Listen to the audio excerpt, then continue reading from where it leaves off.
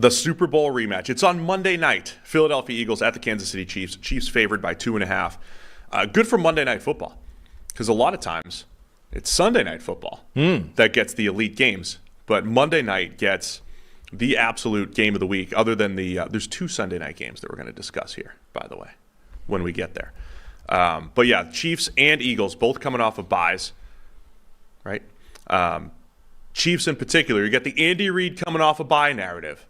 And not just that. Do we have the what's the number now?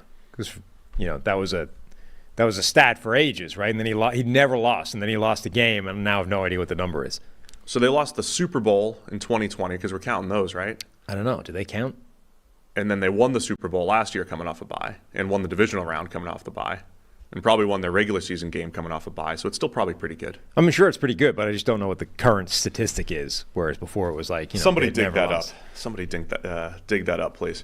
What I'm interested in is this Kansas City offense that is they're averaging 23 points a game. I know they left a touchdown or 2 on the table, but it's still the worst offense they've had in 2 years. It's been inconsistent. The defense has played better than the offense. First time in probably Patrick Mahomes' career where you could officially say that's how the Chiefs are constructed right now through halfway through the season. What kind of new wrinkles does this Chiefs offense have? What are they featuring different players? Or do we see more Rashee Rice? Do we see a QB sneak for the first time in 5 years? Like, what new things are we going to see? Remember, in the Super Bowl, they were breaking out Kadarius Toney, reverse motions, right, that led to 2 easy touchdown passes as part of their big comeback. They had those wrinkles dialed up, and they have time to do that. So what are you looking at here? In the chat, Justin Gibbons says that Andy Reid is 22-3 after a bye. It's pretty good. Yeah, pretty good. So it's 2 offenses that sort of are emblematic of this season where defense is winning and offense is down. Everything, so the Eagles all season, it's like something hasn't quite been right. They haven't quite been firing on all cylinders. Jalen Hurts is playing well, but I don't think playing as well as he did last season. And then they dig themselves out of these holes by every now and again just going ham with A.J. Brown, just heaving the ball to him several times, and then he catches him, goes for $150, and it's like, there we go, they won. And then Kansas City, it's like even the Chiefs talk about the offense hasn't been right. We're going to get it figured out. Don't worry, we'll get there in the end. But it hasn't happened yet.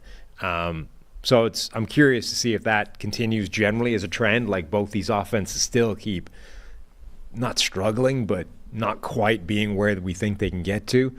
Kansas City's has been a bigger problem, I think, but it's been offset by the fact that defense has been so spectacular. And do they have any answers for Philadelphia's offense, particularly, the shove play? Ironically, you got a team that won't stop brotherly shoving and another team that literally won't put their quarterback under center for a sneak because he got hurt one time doing it. The thing about the Eagles against I'm still going to call the Chiefs a high-powered offense, right? Their struggles are still, other teams' great seasons when it comes to offense. The Chiefs are still a high-powered, capable offense. And the Eagles always seem to have that advantage where I talked about it in the Miami game, where they could have those service academy drives. They could have those 18-play, 88-yard drives. And that the Eagles, much like they did against Dallas 2 weeks ago when we last saw them, when they played Dallas, the very first drive, it's like brotherly shove in our own territory, brotherly shove at the 40, 4th and 3, we're going to go for it and convert and score a touchdown. The Eagles are going to play that aggressive style that is needed as an underdog. And they do it as favorites, but this is as an underdog in Kansas City against an Andy Reid team coming off a bye. So again, the Eagles have the right mix. In addition to just being good, they have the ability to steal possessions, shorten that game for the Kansas City offense, because I don't care how they're playing. They can still be scary and explosive with Mahomes under center, with Travis Kelce. Valdez-Scantling is still capable of getting behind the defense, even though Mahomes' passing numbers beyond 20 yards are atrocious this year. So that's where I think the Eagles can win potentially here. In addition to, as great as Kansas City's defense has been, their weakness has been run defense when it comes to, they'll give up some explosive plays. They'll give up those 4 and 5 yard carries that add up to those service academy type drives that shorten the game. And I think that's in Philadelphia's favor. Does Kansas City need to lean into running the ball more? Like I was thinking that, yeah. One of the ways of countering the way that defenses are taking away explosive plays is obviously to run the ball more into these lighter boxes, et cetera, et cetera. Kansas City actually runs the ball pretty well and typically has all the way along since they overhauled their offensive line. It's a really strong group, but they don't. Like they're still a very pass-happy offense, which you should be and would expect to be with Patrick Mahomes as your quarterback. Do they actually need to lean into that more and say, hey, whilst we're, not struggling, whilst we're not quite doing what we should do as a passing offense, let's run the ball a bit more? Yes, I think they should. I'll tell you what's interesting here, though. When in the preseason, remember we heard that the Chiefs might have their best tackle duo in the NFL, in the Mahomes era. And at first I was like, wait, there's no way. Because Eric Fisher was good. Mitchell Schwartz was elite. Right. And Jawan Taylor, who just made a ton of money to play right tackle, Donovan Smith comes in. They're both good, not great. And the reason why Jawan Taylor's grades were lower than, say, the money that he made was because of his run blocking grade over the last couple of years. And if you look at the Chiefs last year, the last 2 years have been the best offensive lines the Chiefs have had. Last year in particular, and they were outstanding in the run game. And this year, their run blocking grade is way down. And do you know where it is? It's at tackle. It's the 2 new tackles. It's Jawan Taylor and it's Donovan Smith. And I'm not saying that's making or breaking the run game or anything, but I think they took a noticeable, I think it's a noticeable decline in their tackle play this year versus the last couple of years in Kansas City. It's also fake to say that they didn't have a good offensive line in 2020 when they went to the Super Bowl. They just went to the Super Bowl with injuries on the offensive line and they got wrecked. They had a good offensive line then. I don't think this line is the same as it was last year. I don't think they have faith in their run game like they could have last year. There was points in last year, if they wanted to run the ball, they could. This year, I don't think they can as much, but I still think they should try. I still think it can be a better part of their game. I love the way Isaiah Pacheco runs. He runs hard, and I keep coming back to when you have a defense that has to cover different or tackle different types of players, when you have to deal with Pacheco's power and Mahomes scrambling and try to cover Travis Kelce and Valdez-Scantling's deep threat and Sky Moore and Rashee Rice after the catch, that's a lot of different things to account for. So I think leaning into the power aspect of Pacheco wouldn't be a bad idea to just take a little pressure off that pass game. Yeah, I think, as you say, they just need to lean in that direction just a little bit. But I agree, their tackles are down versus where they've been previously, certainly when it comes to run blocking, potentially when it comes to pass protection as well, to be honest. But I still think that's a good offensive line that can run the ball, particularly when teamed with Pacheco. They're averaging a decent amount on the ground. They are not good in yards before contact on average, but they're not catastrophic either.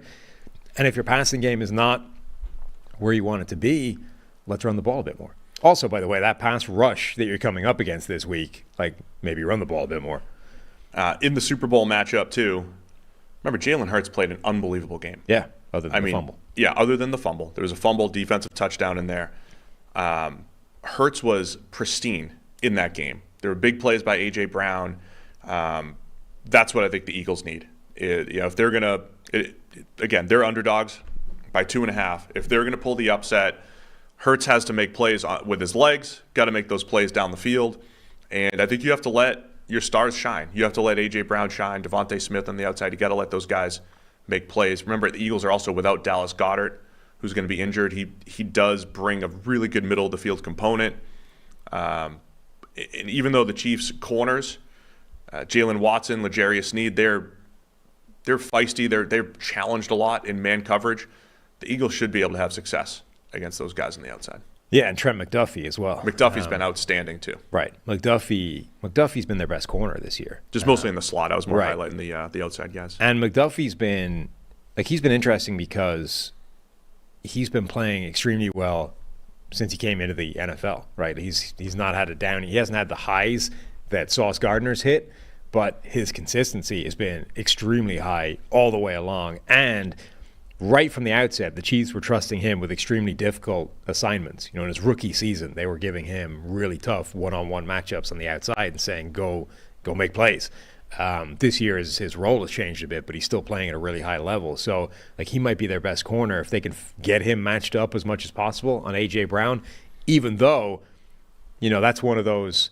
It's not Emmanuel Forbes, but McDuffie is 5'10", 190 or whatever against A.J. Brown. That doesn't feel like a great matchup, but it might be their best bet. As I've talked through this matchup, I think I'm kind of leaning Philly here. The one last thing, too, when we talked about the thing is, I think Kansas City's offense fits well against this Eagles defense. I also said the same thing about Miami, though. And they did struggle to move the ball against Miami outside of that first drive. But the Kansas City offense, the underneath stuff that they like to run, should fit well against this Eagles defense. The thing, remember in the Super Bowl, we thought that the Eagles pass rush would be an issue. That matchup was supposed to be the best one, and the Eagles kept losing their footing, and they got no pressure on Mahomes. I don't know if it was just the field or if they really just got beaten, but the field was an issue. I think the Eagles might be able to get a little bit more pressure, and collapse the pocket a little bit more on Mahomes. I don't know if he's been carrying an injury, but Chris Jones has been a non-factor the last couple of weeks. This is the type of game that Chris Jones typically decides to show up for and take over. Yeah. If he's not capable of doing that, or if he doesn't do that, that's a huge thing in Philadelphia's favor. Kansas City needs Chris Jones to show up and get 7 pressures again rather than 2 and a non-factor in the game. Elite matchup. I love it. I like the way the Eagles are playing, the way they're trending. I think they have what it takes to win games in any type of style. Going up against the Chiefs, coming off the bye, I think they'll have some new wrinkles on offense. They know they've got improvements to be made, and they have stars. So, Chiefs by 2.5. Where are you going? But the bye. Andy Reid's bye streak. You're just going with the bye. Let's see. Kansas City by 2.5. I'm also leaning Philadelphia at least to cover that.